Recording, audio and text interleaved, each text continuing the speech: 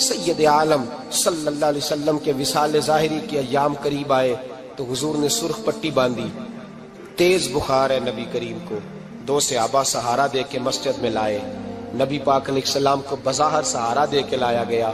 کریم رسول نے لوگوں کو جمع کیا، حضور آج کیا ہونے والا ہے، آج کیا کہا جائے گا، آج کس لیے میٹنگ بلائی ہے؟ نبی کریم کے کل صحابہ جب مسجد میں جمع ہوئے تو کھچا کھچ مسجد بھری ہے۔ وصال ظاہری سے چند یوم پہلے کی بات، نبی پاک نے فرمایا آج تمہیں کوئی جہاد کی ترغیب نہیں دینی، آج کوئی نیا پیغام نہیں دینا، آج تمہیں بتانا ہے کہ رب نے اپنے بندے کو اختیار دیا ہے، چاہے تو دنیا میں رہے، چاہے تو اس کی بارگاہ میں حاضر ہو جائے۔ اس عبد نے بارگاہ ربوبیت کی طرف لوٹنے کا ارادہ کر لیا ہے۔ حضرت صدیق اکبر رونے لگے تو صحابہ نے کہا تمہیں کیا ہوا؟ کہنے لگے سمجھ نہیں رہے، کسی کی بات نہیں کر رہے، نبی پاک تو اپنی بات فرما رہے ہیں، اس نے جانے کا ارادہ کر لیا۔ سنیے میرے بھائی، محبوب پاک نے فرمایا بھائی کسی شخص کو میری طرف سے کوئی تکلیف پہنچی ہو تو بدلہ لے سکتا ہے، بدلہ لے سکتا ہے، کسی کو تکلیف پہنچی ہو۔ صحابہ پھوٹ کے رونے لگے، محبوبہ کرم ہی کرم ہوا ہے، رحمت ہی رحمت آئی، آپ کے بارے میں گمان کرنے والا بھی دائرہ ایمان سے نکل جائے گا۔ حضور آپ کیا فرما رہے ہیں؟ فرمایا نہیں بھئی اٹھو۔ پیچھے سے جناب عکاشہ بن محصن اٹھے، ہاتھ کانپتے ہیں، آگے بڑھے، کہنے لگے یا رسول اللہ، ایک جنگ کے موقع پر آپ نے درہ مارا تھا، ننگی پیٹھ پر صفیں سیدھی کراتے، بات دل میں رہ گئی ہے، میں نے بدلہ لینا ہے۔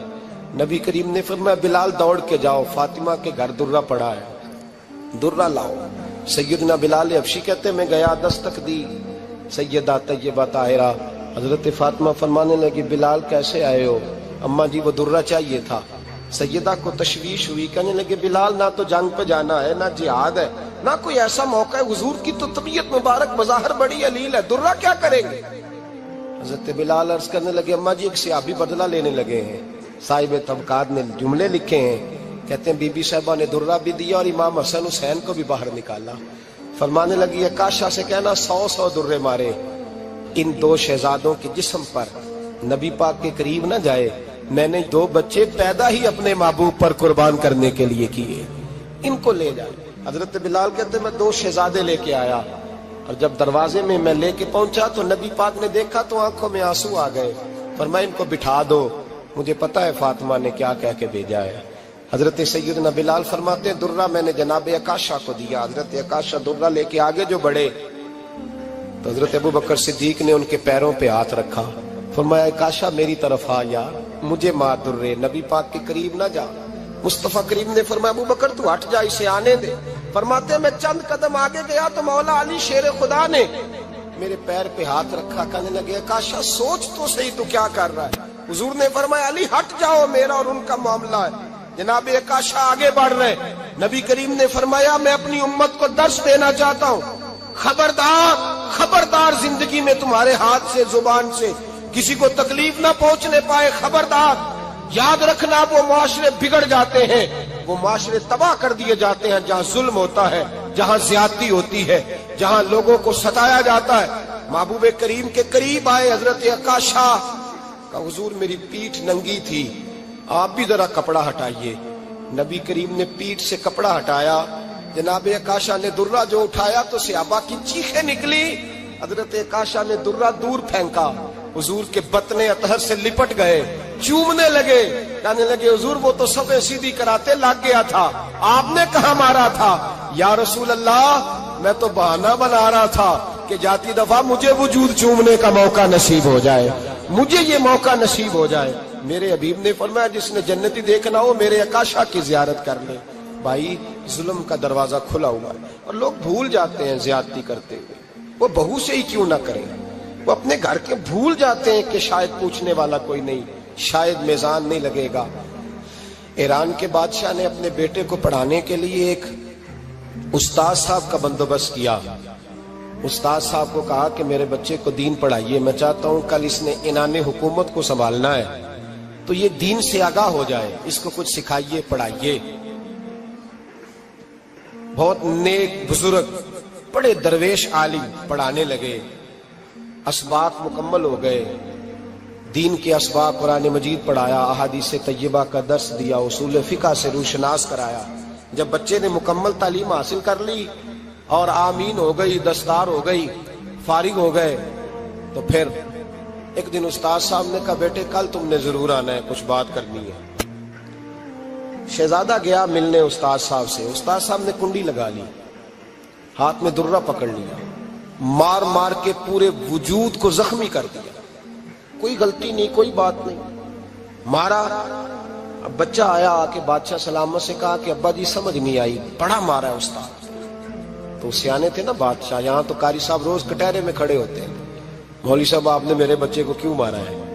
آپ 8,000 کے مولوی ہیں، میرا کئی کروڑ کا بچہ ہے، سویرے بدل لیں گے، خبردار آپ نے بچے کو ہاتھ لگایا، اپنی حیثیت میں رہے معاذ اللہ۔ جو قومیں استادوں کو کٹہروں میں کھڑا کرتی ہیں وہ ترقی نہیں کر پاتی، جو استادوں کو کٹہروں میں روز کھڑا کرتے ہیں۔ کہا ابا جی بڑا مارا ہے، تو والد بڑے سمجھدار تھے، کہنے لگے بیٹا استاد باپ ہوتا ہے، وہ زیادتی نہیں کرتا، کوئی بات ہوگی، میں تیرے استاد کو کٹہرے میں نہیں بلاؤں گا۔ اماں سے بات کی، اماں کہنے لگی بیٹا میں تیرے باپ سے کیسے بات کروں، ڈرا تھا۔ وقت گزر گیا، 22 سال بیت گئے، 22 سال گزر گئے، بادشاہ کا انتقال ہوا، شہزادہ تخت پہ بیٹھا، پہلا حکم یہ دیا کہ میرے استاد کو بلاؤ، پہلا حکم۔ استاد جی بوڑھے ہو گئے تھے، چھڑی کے اوپر ٹیک لگا کے آئے اور بھویں سفید ہو کے جھک گئی تھیں، یوں آنکھ کھول کے بڑی مشکل سے دیکھا، کہنے لگے شہزادے حکم ہو۔ کب میں شہزادہ نہیں، اب میں بادشاہ بن گیا ہوں۔ استاد جی 22 سال بیت گئے، آپ نے مارا تھا، پر وہ درد چونکہ زیادتی کی تھی، میرا قصور کوئی نہیں تھا، تو نہ میری روح سے درد گیا ہے نہ میرے جسم سے گیا ہے، میں بے اختیار تھا، پوچھ نہیں سکتا تھا، آج با اختیار ہوا ہوں۔ سب سے پہلے پہلا حکم آپ کو دیا، بلایا ہے، بتائے کیوں مارا تھا، کیوں مجھے مارا تھا، میری زیادتی بتائے۔ تو استاد، بوڑھے استاد کی آنکھیں آنسوؤں سے بھر گئی، کہنے لگے بیٹے بس آج کے دن کے لیے مارا تھا، یہ جو دن آ گیا نا میری زندگی میں اس لیے مارا تھا، یہ میں چاہتا تھا میری زندگی میں وقت آئے، آج کے بس میری مراد پوری ہو گئی۔ کہا صاحب کس لیے، مجھے بھی سمجھائے۔ آپ فرمانے لگے کتنی دیر ہو گئی تجھے مار کھائے ہوئے، کتنا زمانہ بیت گیا؟ کہنے لگا 22 سال۔ فرمایا زخم بھولے تو نہیں، درد ختم تو نہیں ہوئی، تمہیں بات 1 منٹ کے لیے بھی تمہارے حافظے سے محو تو نہیں ہوئی؟ کہا استاد جی روز رات کو یاد آتی، روز خیال آتا تھا۔ استاد کہنے لگے بھائی تو بے اختیار تھا، پوچھ نہیں سکا، 22 سال تجھے یاد رہا، مجھے پتا تھا تو ایک دن حکمران بنے گا، میں نے تجھے اس لیے مارا تھا کہ بیٹے یاد رکھنا، کسی پہ ظلم نہ کرنا، اگر تجھے 22 سال تک یاد رہا ہے تو جس پر تو ظلم کرے گا اسے بھی قیامت تک یاد رہے گا، اور یہ یاد رکھنا تو آج با اختیار ہوا تو تو نے مجھے بلا لیا ہے، قیامت کے دن غریب با اختیار ہو جائیں گے، مظلوم با اختیار ہو جائیں گے، وہ با اختیار ہوں گے، للہ الواحد القہار، رب کریم کی بارگاہ کے اندر ان کا اختیار ہوگا، اکیلے اللہ کی حکمرانی ہوگی، پھر وہ بلائیں گے بڑے بڑے کج کلاہ، دنیا میں جن کی پگڑیاں اونچی تھیں وہ سر جھکائے کھڑے ہوں گے، دنیا میں جو ڈکٹیٹر بنتے تھے ان کی پشتیں لال ہوں گی، ان کو غدار لکھا جائے گا، قیامت تک نہیں بھولے گا۔ ظلم کرنا تو سوچ سمجھ کے کرنا، اتنا کرنا جتنا تم سہ سکتے ہو، اتنی زیادتی کرنا جتنی قیامت میں تم برداشت کر سکتے ہو۔ میرے نبی کریم صلی اللہ علیہ وسلم نے فرمایا ظلم سے بچو، یہ قیامت کے اندھیروں میں سے ایک اندھیرا ہوگا، زندگی میں زیادتی نہ کریں، اگر تھوڑی دیر کے لیے کوئی چیز برداشت کر جائیں گے تو وہ فائدہ دے جائے گی، کچھ دیر کے لیے اگر سہ جائیں گے تو نفع مل جائے گا، سہنے کی کوشش کریں لیکن زیادتی نہ کریں، نظر کو، سوچ کو، ذہن کو پاک رکھیں، اور میرے بھائی زندگی پوری ظلم سے بچیں، زیادتی سے بچیں۔ امیر المومنین حضرت جناب سیدنا عمر فاروق رضی اللہ تعالیٰ عنہ رات گھر میں تھے تو رونے لگے، بڑی دیر تک روتے رہے، والدہ اٹھی تو صاحبزادے سے کہنے لگی پتہ کرو تمہارے باپ کو کیا مسئلہ ہے۔ شہزادے آئے، کہنے لگے امیر المومنین والد گرامی کیا ہوا؟ تو حضرت عمر فاروق کہنے لگے بیٹا اپنی اماں کو بلاؤ۔ والدہ آ گئی، کیا بات ہے، کچھ طبیعت خراب ہے تو حکیم کا بندوبست کیا جائے۔ تو حضرت عمر کہنے لگے کچھ بھی نہیں، آج مسجد سے نکلا ہوں تو نبی پاک کے صحابہ میری تعریفیں کر رہے تھے۔ یہ حضرت فاروق اعظم کے وصال کے قریب کے دن ہے، تعریفیں تو حضرت یہ رونے کی بات ہے کہ خوش ہونے کی؟ آپ فرمانے لگے نہیں، سوچتا ہوں باہر تو میں اچھا رہا ہوں، پتہ نہیں گھر میں ہی کوئی زیادتی نہ ہو گئی ہو، پتہ نہیں تمہارے ساتھ بھی میرے معاملات ٹھیک تھے کہ نہیں۔ صحابہ تو تعریف کرتے ہیں، رو رہا ہوں تمہاری وجہ سے نہ الجھ جاؤں، بیوی ہی نہ کہے میرا حق ہی ادا نہیں کیا۔ یہ لفظ کہتے کہتے پہاڑ ہے یہ شخص، کیسر و کسرا کانپتے ہیں۔ حضرت عمر رو پڑے، بی بی سے کہنے لگے مجھے اللہ کی رضا کے لیے معاف نہیں کر دیتی؟ میرے اوپر بوجھ تھا امت کا، میں ساری رات مدینے کی گلیوں میں پھرتا تھا، دن سارا مسجد میں گزرتا تھا، میں تجھے وقت نہیں دے پایا، معاف نہیں کر دیتی؟ تو زوجہ کہنے لگی نہیں عمر، میں نے بھی زندگی میں اپنا کوئی سکھ چین نہیں دیکھا، کوئی چاؤ پورا نہیں کیا، میں کیسے معاف کر دوں؟ میں نہیں معاف کرتی۔ حضرت عمر زمین پہ بیٹھ گئے، رونے لگے، کہنے لگے چل معاف کر دے۔ کہنے لگی ایک وعدہ کرو، قیامت کے دن رب کریم کی بارگاہ میں میری سفارش کرو گے؟ اللہ کی بارگاہ میں عرض کرو گے کہ اللہ اچھی تھی، مجھے کپڑے دھو کے دیتی تھی، روٹی پکا کے دیتی تھی، میری عزت کی محافظ تھی؟ جناب عمر کہنے لگے تیرے ساتھ وعدہ ہے، رب اپنے فضل سے عمر کو جنت دے گا تو عمر تجھے جنت میں ساتھ لے کر کے جائے گا، تیرے ساتھ وعدہ ہے۔ میرے بھائی جن کے دلوں میں احساس تھا کہ ہم سے کوئی زیادتی نہ ہو جائے کسی جگہ، وہ تو یہاں تک معاملہ کرتے تھے، یہاں تک ان کا خیال رہتا تھا۔ عزیزو، ایک تو نظر میں حیا پیدا کریں، والدین کی بہت بڑی ذمہ داری ہے۔ لاکھوں بچے مرضی کی شادیاں کر رہے ہیں، ہزاروں گھر اجڑ رہے ہیں، یہ وہ والا زہر ہے جو ہر گھر میں تیزی سے پھیلتا چلا جا رہا ہے۔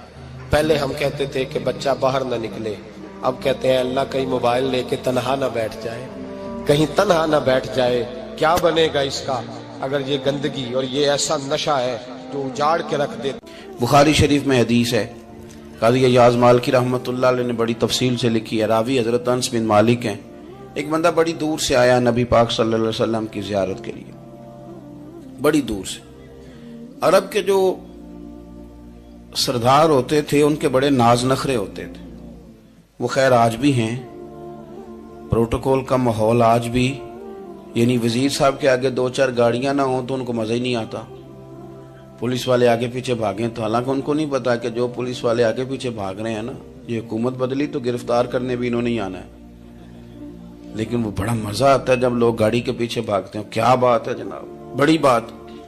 اور ہماری طبیعتوں میں پتہ نہیں کون سی، تو نبی پاک صلی اللہ علیہ وسلم کی خدمت میں وہ شخص بڑی دور سے آیا، تو عرب کے بادشاہوں کا مزاج تھا، پروٹوکول بڑا چاہتے تھے، ان کا تو یہ طریقہ تھا کہ حکمرانی کرنی ہے جیسے بھی ہو۔ اگر کسی غلام نے دھوپ میں بندھا رہ گیا، اونٹ اور چھاؤں میں نہیں باندھا تو درے مارتے تھے، اور اگر اس نے کھول کے باندھ دیا تو پھر بھی مارتے تھے، کہتے تھے اتنا سیانا ہو گیا تو انہیں پوچھا ہی نہیں، خود بخود ہی باندھ دیا۔ وہ شخص حضور کی بارگاہ میں آیا اور بہت سارے لوگوں کے پاس کیونکہ وہ جاتا تھا اپنے سربراہ کا پیغام لے کے، تو وہ کانپ رہا ہے جب حضور کی بارگاہ میں گیا، ڈر رہا ہے۔ اب ذرا بات کو سمجھنا، نبی پاک صلی اللہ علیہ وسلم نے اس سے فرمایا کیوں ڈرتے ہو؟ سادہ آدمی ہے، دیہاتی ہے، بدو ہے۔ اللہ کے رسول نے تھپ کی دی، کیوں ڈرتے ہو؟ تو کہتے ہیں حضور مجھے آداب نہیں آتے اور مجھے ڈر آتا ہے، کوئی بات اگر ایسی ہو گئی آپ مدینے کی حکومت کے سربراہ ہیں تو کہیں آپ ناراض نہ ہو جائیں۔ حضرت انس بن مالک فرماتے ہیں بات کہاں کی تھی پہنچ کہاں گئی، جب اس نے یہ کہا نا کہ آپ تو حکومت کے سربراہ ہیں، کہیں کوئی غلطی نہ مجھ سے ہو جائے، تو نبی پاک کی آنکھوں میں آنسو آ گئے، حضور رونے لگے، اور نبی پاک صلی اللہ علیہ وسلم فرمانے لگے نہ بھائی تو کسی حکومت کے سربراہ کے پاس نہیں آیا، نہ تو اس بیٹے کے پاس آیا ہے جس کی ماں گوشت کے خشک ٹکڑے کھا کے بھی گزارا کر لے گی۔ میں تو ایک غریب ماں کا بیٹا ہوں۔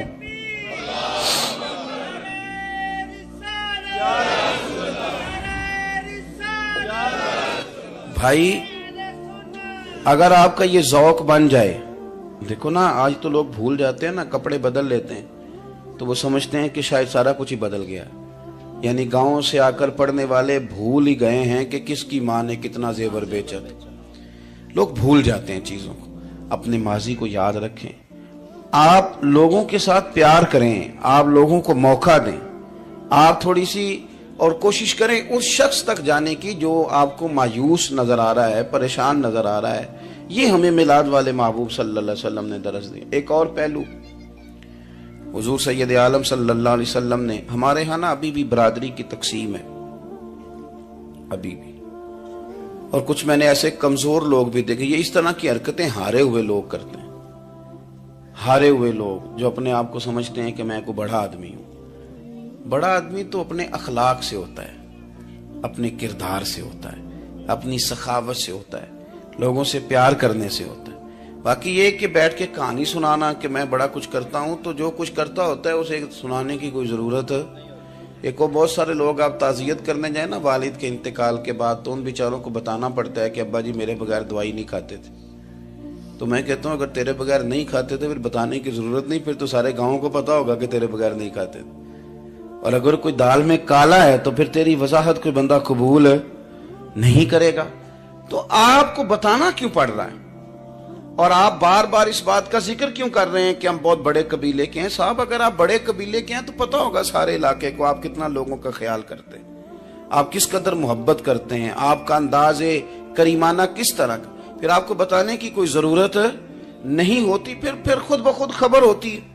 حضرت سیدنا ابو ذر غفاری رضی اللہ تعالیٰ عنہ, قبیلہ بنو غفار ایک بڑی شاخ تھی قبیلوں میں سے.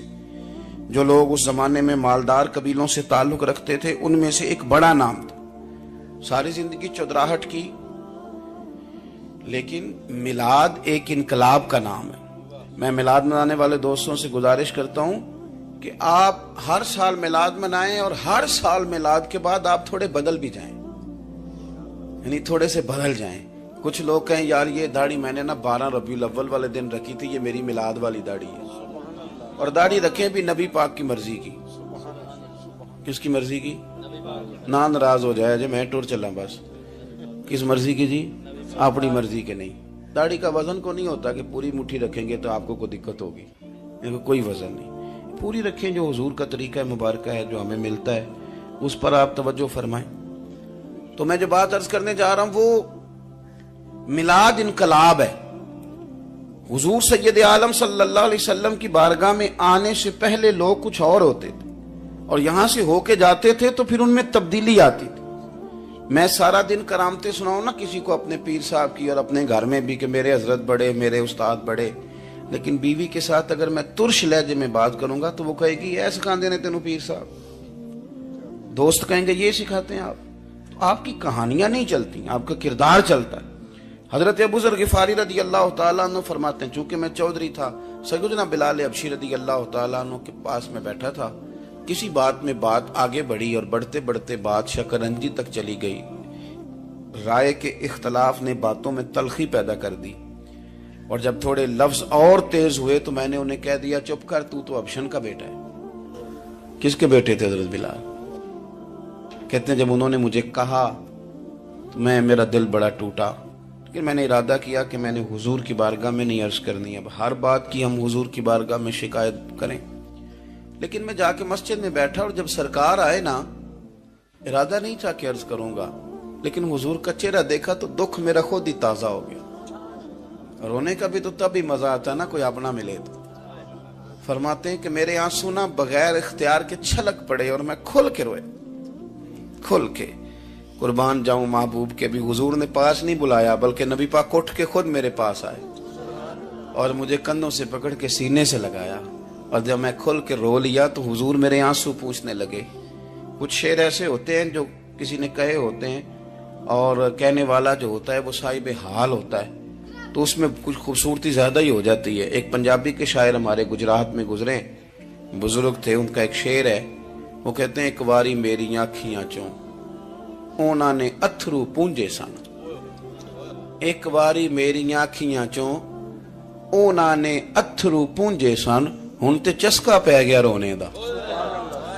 ایک واری میری آنکھیاں چوں اونا نے اتھرو پونجے سن, ہن تے چسکا پہ گیا رونے دا, تے ہر ویلے آہو زاری دا.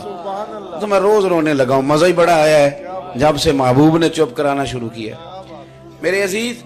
اور پھر حضرت بلال حبشی رضی اللہ تعالیٰ عنہ چونکہ حضور کے غلام تھے, اور انہیں پتا تھا کہ سرکار میری ناز برداری کرتے ہیں, حضور نے چپ کرایا. فرمایا کیوں روتے ہو؟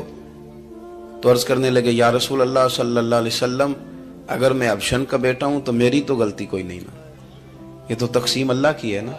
الذی خلقک فسواک فعدلک فی ای صورت ما شاء رکبک جس طرح وہ چاہتا ہے، جس کو چاہتا ہے اس طرح کی اس کی صورت بنا دیتا ہے. تو مجھے ابشن کا بیٹا کہا جاتا ہے، میری غلطی کیا ہے؟ حضرت بلال نے بھی نہیں بتایا.